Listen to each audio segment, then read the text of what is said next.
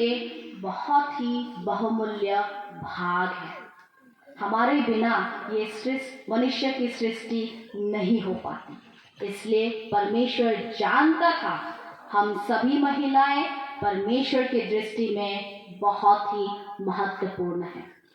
और मनुष्य जाति को जो कार्य सौंपा था परमेश्वर ने सृष्टि में, अगर आप लोग देखेंगे उत्पत्ति उसका 1 अध्याय का 28 पद में, और परमेश्वर ने उसको मनुष्य को आशीष दी और उनसे कहा, फूलो फलो और पृथ्वी में भर जाओ और उसको अपने वश में कर लो और समुद्र की मछलियों तथा आकाश के पक्षियों और पृथ्वी पर रेंगने वाले सब जंतुओं पर अधिकार रखो। मनुष्य को, नर नारी दोनों को परमेश्वर ने आशीष दी थी कि फूलो फलो, परिवार को बनाओ। और परिवार को बनाने में दोनों की जरूरत है, पुरुष और स्त्री दोनों की जरूरत है परिवार को बनाने में। और जब हम लोग परिवार को बनाते हैं तब वो परमेश्वर का कार्य पूरा होता है। और साथ ही साथ सृष्टि में परमेश्वर ने मनुष्य को ये भी आदेश दिया था कि जितने भी पृथ्वी के जीव जंतु हैं या पेड़ पौधे हैं उन सभी पर तुम अधिकार रखो। हमारा जिम्मेदारी है, हम दोनों की, पुरुष स्त्री दोनों की जिम्मेदारी है कि हम लोग इस सृष्टि का भी देखभाल करें। तो इसलिए इस प्रकार से महिलाओं की उत्पत्ति हुई थी, महिलाओं की सृष्टि परमेश्वर ने किया था और हम महिलाएं परमेश्वर की दृष्टि में बहुत ही महत्वपूर्ण हैं। तो जब हम लोग सोचते हैं महिलाओं के बारे में तो बहुत समय पर हम लोग अपने आप को फॉर्चुनेट मानते हैं या भाग्यशाली मानते हैं कि हम लोग महिलाएं हैं बोल के।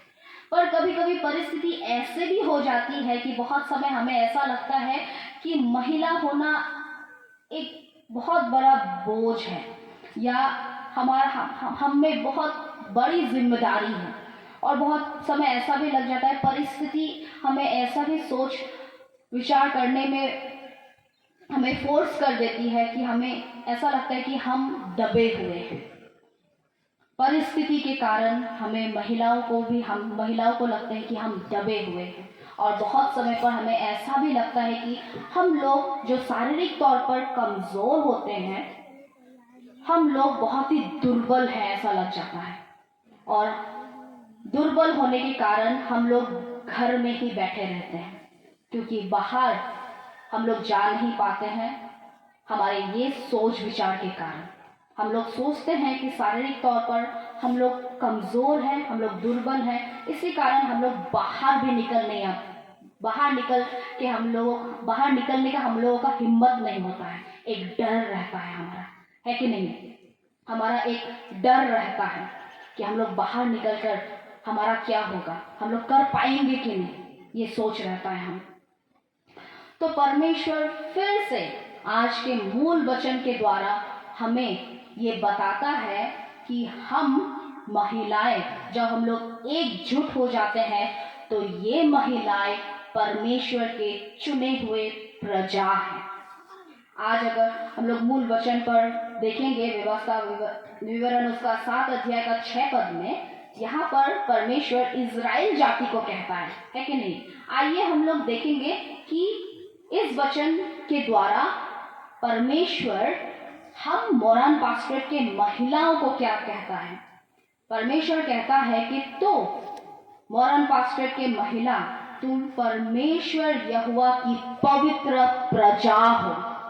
मोरान पास्टरेट की हर एक महिला, मोरान पास्टरेट की ये महिला समाज परमेश्वर की पवित्र प्रजा है। दूसरी बात, तुमको चुन लिया गया है। मोरान पास्टरेट के महिला समाज को परमेश्वर ने बहुत महिलाओं के बीच से चुना है। और तीसरी बात कि मोरान पास्टरेट के महिला समाज परमेश्वर के निज धन है, परमेश्वर का निज धन है।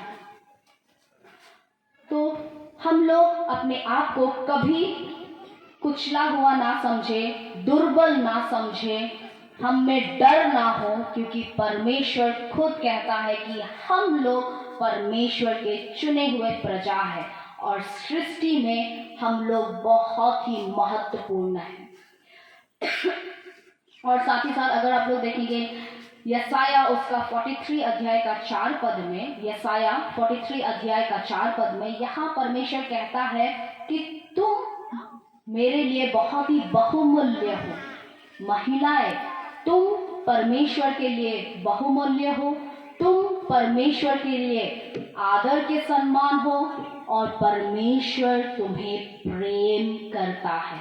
जब भी आप लोग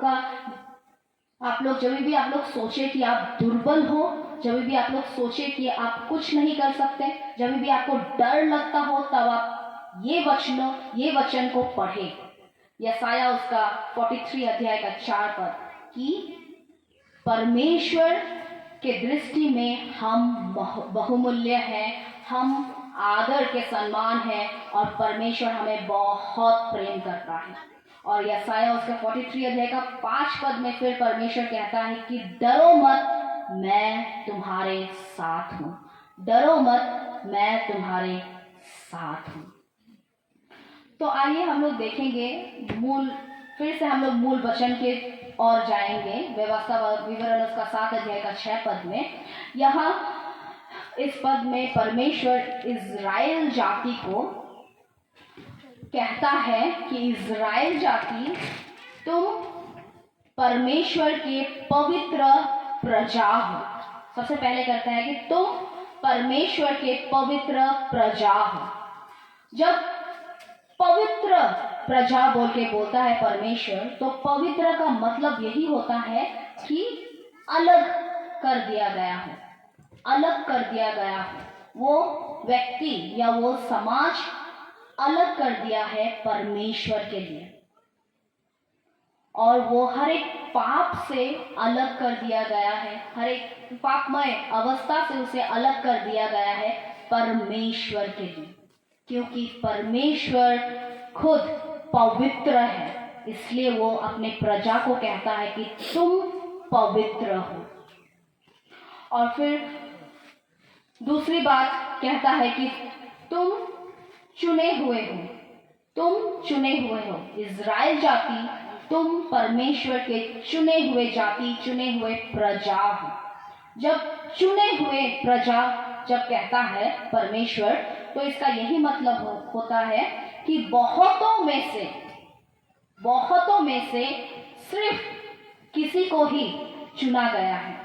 मत्ती रचित सुसमाचार उसका 22 अध्याय का 14 पद में, मत्ती रचित सुसमाचार का 22 अध्याय का 14 पद में यीशु मसीह भी कहता है कि बुलाए तो बहुत हैं पर चुने हुए थोड़े हैं, है कि नहीं? बुलाए तो बहुत है पर चुने हुए थोड़े हैं। और तीसरी बात परमेश्वर इज़राइल जाति को कहता है कि तुम मेरे निज धन हो।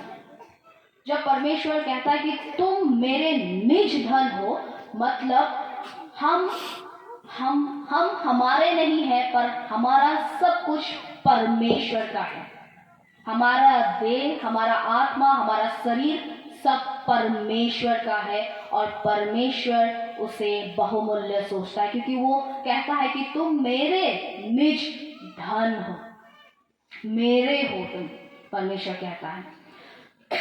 और चौथी बात है कि जब परमेश्वर ये मूसा के द्वारा इज़राइल जाति को ये वचन जब कहता है, तो उसके साथ अगर आप लोग देखेंगे व्यवस्था विवरण 7 अध्याय का 7 पद में, तो यहाँ पर यहोवा ये भी कहता है कि मैं इज़राइल जाति को इसलिए पवित्र प्रजा कह रहा हूँ, इसलिए चुना हुआ प्रजा कह रहा हूँ, इसलिए निज धन कह रहा हूँ, क्योंकि यहोवा ने जो तुमसे स्नेह करके तुमको चुन लिया, इसका कारण यह नहीं था कि तुम गिनती में और सब देशों के लोगों से अधिक थे।